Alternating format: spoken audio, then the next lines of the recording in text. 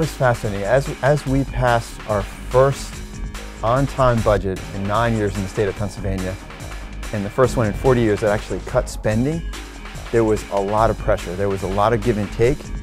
There was a sense you could really see the idea of the separation of powers, as the House and the Senate and the governor were somewhat at odds at a lot of different points along the road.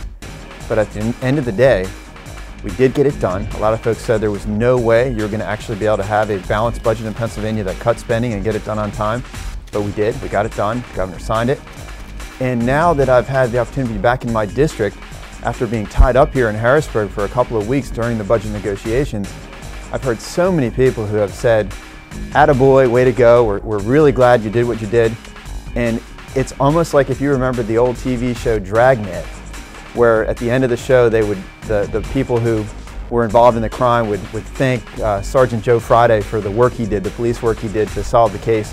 He would always say, "It's just my job, man, just doing my job." That's kind of what I feel like, because we really shouldn't get a lot of accolades as a state government for passing a budget on time, because the Constitution says we have to pass a budget on time. We're just doing our job. I think the real hard part, the real difficulty, and the thing that's a big deal for Pennsylvania and a big deal for our future is that we actually cut spending for the first time in 40 years. We made a difference. We're actually cutting the size and scope of government.